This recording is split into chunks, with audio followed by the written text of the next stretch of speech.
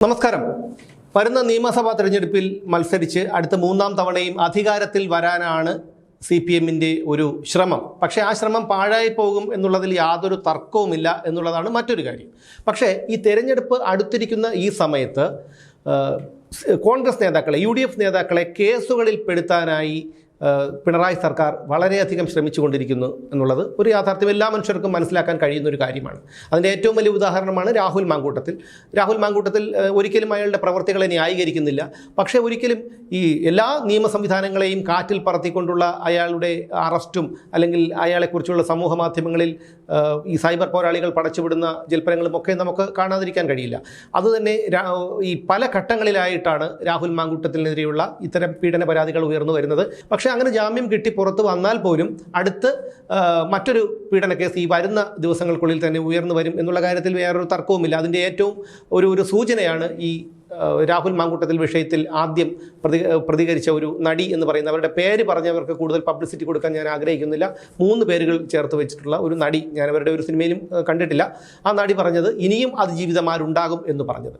അപ്പോൾ രാഹുൽ മാങ്കൂട്ടത്തിനെ കൊണ്ട് തീരുന്നില്ല. കാരണം രാഹുൽ മാങ്കൂട്ടത്തിൽ ആദ്യത്തെ 2 പീഡന കേസുകളിൽ ജാമ്യം, അതായത് ആദ്യത്തെ കേസിൽ ജാമ്യം കിട്ടി, അതിനുശേഷം പുള്ളി പുറത്തൊക്കെ വന്ന് തുടങ്ങിയ സമയത്താണ് കോൺഗ്രസ് സീറ്റ് കൊടുത്തില്ലെങ്കിൽ പോലും സ്വതന്ത്രനായി പാലക്കാട് മത്സരിക്കും എന്നൊക്കെയുള്ള ഒരു കിംവദന്തി ഉയർന്നു വന്നത്. ഈ രാഹുൽ മാങ്കൂട്ടത്തിൻ്റെ അറസ്റ്റ് യഥാർത്ഥത്തിൽ രാഹുൽ മാങ്കൂട്ടത്തിലിന് അനുകൂലമായി തീരുകയാണ് ഉണ്ടായത്.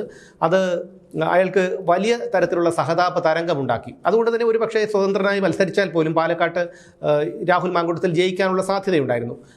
ആ സമയത്താണ് രാഹുൽ മാങ്കൂട്ടത്തിലെ 3ാമത്തെ കേസിൽപ്പെടുത്തി ഇപ്പോൾ അറസ്റ്റ് ചെയ്തിരിക്കുന്നത്. അതോടൊപ്പം തന്നെ ഇപ്പോൾ പുറത്തു വന്നിരിക്കുന്നത്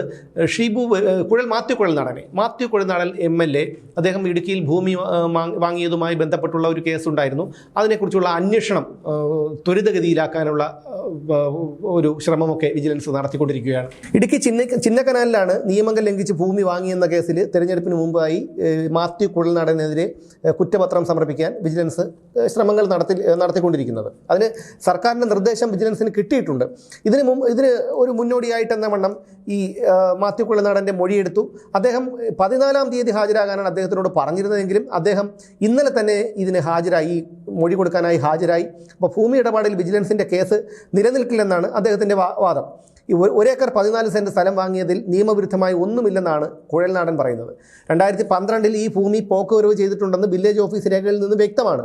അതിനു മുൻപ് മിച്ചഭൂമി കേസ് ഉണ്ടായിരുന്നു എന്നുള്ള കാര്യം അദ്ദേഹത്തിന് അറിയില്ല. റവന്യൂ വകുപ്പിൻ്റെ പോക്കുവരവ് രേഖ പരിശോധിച്ചിട്ടാണ് ഈ 2021 ഭൂമി വാങ്ങിയത്. എന്തായാലും നമുക്കറിയാം, ഈ മാത്യു കുഴൽനാടനെ പോലെയുള്ള നിയമത്തെക്കുറിച്ച് വളരെ അവഗാഹമുള്ള അദ്ദേഹത്തിൻ്റെ ഭാര്യ ജഡ്ജിയാണ്. അത്ര ഭാര്യയ്ക്കും ഭർത്താവിനും നിയമത്തെക്കുറിച്ച് വലിയ അറിവുള്ള അവരാണ്. അപ്പോൾ അവരൊരിക്കലും ഇത്തരം കാര്യങ്ങളിൽ നിന്നും ചെന്ന് വീഴില്ല. അവർ ഈ പോക്കുവരവ് ചെയ്തിട്ടുണ്ടോ എന്നുള്ള കാര്യമൊക്കെ നോക്കി തിട്ടപ്പെടുത്തി അതിൽ ഉറപ്പ് വരുത്തിയതിനു ശേഷമാണ് 2021 ഇവർ ഈ ഭൂമി വാങ്ങിയത്. ഈ ഭൂമിയിലുള്ള കെട്ടിടത്തിൻ്റെ ആധാരത്തിൽ വില കുറച്ച് കാണിച്ചിട്ടില്ല, അങ്ങനെ ഒരു ആരോപണം ഉണ്ടെങ്കിൽ സ്റ്റാമ്പ് നിയമപ്രകാരം നോട്ടീസ് അയക്കണമെന്നാണ് കുഴൽനാടൻ പറയുന്നത്. ഇത്തരം സംഭവത്തിൽ വിജിലൻസ് അന്വേഷണത്തിന് പ്രസക്തിയില്ലെന്നും അദ്ദേഹം പറയുന്നുണ്ട്. ഭൂമി കയ്യേറിയിട്ടുണ്ടെന്ന ആരോപണവും ഈ മാത്യു കുഴൽനാടൻ നിഷേധിച്ചു. ഭൂമി വാങ്ങിയ ശേഷം താൻ കയ്യേറ്റം നടത്തിയിട്ടില്ല, മുൻ ഉടമസ്ഥൻ കയ്യേറ്റം നടത്തിയിട്ടുണ്ടെന്ന് സംശയമോ പരാതിയോ ഉണ്ടെങ്കിൽ ഭൂസംരക്ഷണ നിയമമാണ് ബാധകമാകുന്നത്. അങ്ങനെയെങ്കിൽ റവന്യൂ വകുപ്പാണ് നടപടിയെടുക്കേണ്ടത്. ഇക്കാര്യത്തിൽ വിജിലൻസിൻ്റെ അന്വേഷണത്തിൻ്റെ ആവശ്യമേ ഇല്ല. MLA ആകുന്നതിന് മുമ്പാണ് ഭൂമി വാങ്ങിയത്. അതിനാൽ പൊതുപ്രവർത്തകൻ ക്രമക്കേട് നടത്തിയെന്ന ആരോപണം നിലനിൽക്കില്ലെന്നും അദ്ദേഹം വിജിലൻസിനെ അറിയിച്ചിട്ടുണ്ട്. ഇനി ഈ മാത്യു കുഴൽനാടൻ്റെ മറുപടി കൂടി ഉൾപ്പെടുത്തി അതിവേഗം കുറ്റപത്രം സമർപ്പിക്കാൻ CPM കുറ്റപത്രം സമർപ്പിക്കാനാണ് വിജിലൻസിൻ്റെ ഒരു തീരുമാനം. ഈ മാത്യു കുഴൽനാടനെതിരെയുള്ള പരാതിക്കാരൻ, അദ്ദേഹത്തിൻ്റെ ഈ ഭൂമി കയ്യേറി എന്നുള്ള ഒരു പരാതി നൽകിയിരിക്കുന്നത് CPMൻ്റെ എറണാകുളം മുൻ ജില്ലാ സെക്രട്ടറി ആയിരുന്ന CN മോഹനനാണ്. അപ്പോൾ മാത്യു കുഴൽനാടനിലും തീരുന്നില്ല CPMൻ്റെ പക. അടുത്ത് ലക്ഷ്യമിട്ടിരിക്കുന്നത് ഷിബു ബേബി ജോണിനെയാണ്. അപ്പോൾ ഷിബു ബേബി ജോണിനെയും അദ്ദേഹത്തിൻ്റെ 94 വയസ്സുള്ള അമ്മയെയും കൂടി പ്രതിയാക്കിക്കൊണ്ട് തിരുവനന്തപുരം മെഡിക്കൽ കോളേജ് പോലീസ് ഒരു കേസെടുത്തിട്ടുണ്ട്. അതായത് പാക്കുളത്ത് 15 ഒരു ഫ്ലാറ്റ് വാങ്ങുന്നതുമായി ബന്ധപ്പെട്ട് ഒരാളിൽ നിന്ന് 15 ലക്ഷം രൂപ കബളിപ്പിച്ചെടുത്തു എന്നുള്ളതാണ് അദ്ദേഹത്തിൻ്റെ പേരിലുള്ള കുറ്റം. അപ്പോൾ ഈ പരാതി കൊടുത്ത വ്യക്തിയെ താൻ ഒരിക്കലും നേരിട്ട് കണ്ടിട്ടില്ലെന്നും അദ്ദേഹവുമായി യാതൊരു പണമിടപാടും ഇല്ലെന്നുമാണ് ഷിബു ബേബി ജോൺ പറയുന്നത്. ഇതിൽ ഏറ്റവും വലിയ രസകരമായിട്ടുള്ളൊരു കാര്യം എന്താണെന്ന് വെച്ചാൽ, ഈ പരാതിക്കാരൻ പരാതി നൽകിയിരിക്കുന്നത് മുഖ്യമന്ത്രി മുഖ്യമന്ത്രിക്കാണ്.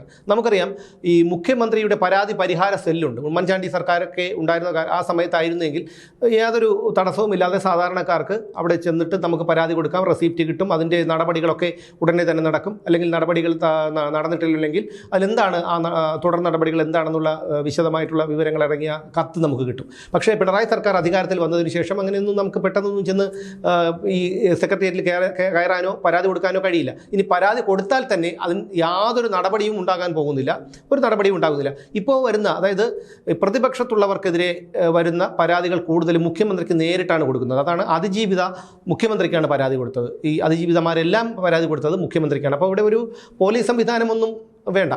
അതുപോലെ തന്നെയാണ് ഇപ്പോൾ ഷിബു ബേബിജനെതിരെയുള്ള പരാതിയും കൊടുത്തിരിക്കുന്നത് മുഖ്യമന്ത്രിക്കാണ്. അപ്പോൾ ഈ പ്രതിപക്ഷത്തുള്ള ആൾക്കാർക്കെതിരെ, അതായത് പാർട്ടിക്കും നേതാക്കൾക്കും എതിരെ നിൽക്കുന്ന ആൾക്കാർക്കെതിരെ എല്ലാം പരാതികൾ കൊടുക്കുന്നത് മുഖ്യമന്ത്രിക്കാണ്. അത് പരാതി കിട്ടിക്കഴിഞ്ഞാൽ ഉടൻ തന്നെ പെട്ടെന്ന് തന്നെ നടപടികളൊക്കെ കൈക്കൊള്ളും, മാധ്യമങ്ങൾ അറിയും, പിന്നെ ആ മാധ്യമങ്ങളെല്ലാം അതിൻ്റെ പിറകെയായി. അപ്പോൾ തന്നെ നമുക്ക് ഊഹിക്കാൻ കഴിയും എങ്ങനെയാണ് ഈ പരാതി വരുന്നത്, എവിടെ നിന്നാണ് ഈ പരാതി വരുന്നത്, ഈ പരാതിയുടെ തുടർ നടപടികൾ എന്തൊക്കെയായിരിക്കും എന്നുള്ള കാര്യം നമുക്ക് ഊഹിക്കാൻ കഴിയാവുന്ന കാര്യമാണ്. അപ്പോൾ ഈ 3 പേർക്കെതിരെ ഇപ്പോൾ എന്തായാലും പരാതി, രാഹുൽ മാങ്കൂട്ടത്തിൽ, മാത്യു കുഴൽനാടൻ, ഷിബു ബേബി ജോൺ, ഈ UDFൻ്റെ ഭാഗമായിട്ടുള്ള ഈ 3 പേർക്കെതിരെയും ഇത്തരത്തിൽ പരാതി വന്നു കഴിഞ്ഞു. അത് വളരെ വേഗത്തിൽ തന്നെ അന്വേഷിച്ച് മുന്നോട്ട് പോകാനാണ് വിജിലൻസ് ഒക്കെ തീരുമാനിച്ചിരിക്കുന്നത്. ഇനി അടുത്ത് ആർക്കെതിരെയാണ് ഈ പരാതി ഉയർന്നു വരാൻ പോകുന്നത് എന്നാണ് നമുക്കിനി കണ്ടറിയാനുള്ളത്. അപ്പോൾ ഈ നിയമസഭാ തെരഞ്ഞെടുപ്പിന് കഷ്ടിച്ച് ഇനി 2-3 മാസങ്ങൾ മാത്രമേ ഉള്ളൂ, 3-4 മാസങ്ങൾ മാത്രമേ ഉള്ളൂ. അതിനകം സകല അടവുകളും പയറ്റുകയാണ്. കാരണം പ്രതിപക്ഷത്തുള്ളവരെ കേസിൽപ്പെടുത്തുക, ഗൃഹസമ്പർക്ക പരിപാടി നടത്തി ജനങ്ങളെ തെറ്റിദ്ധരിപ്പിക്കാൻ പരമാവധി ശ്രമിക്കുക, PR വർക്ക് നടത്തി പിണറായി വിജയനെ വലിയൊരു വിഗ്രഹവൽക്കരിച്ച് ജനങ്ങളുടെ മുന്നിൽ ഉയർത്തിക്കാട്ടുക, ഇങ്ങനെ പല വഴികളാണ് CPM ഇപ്പോൾ നടത്തിക്കൊണ്ടിരിക്കുന്നത്. പക്ഷേ അതൊന്നും വിലപ്പോകില്ല എന്നുള്ളതാണ് മറ്റൊരു യാഥാർത്ഥ്യം.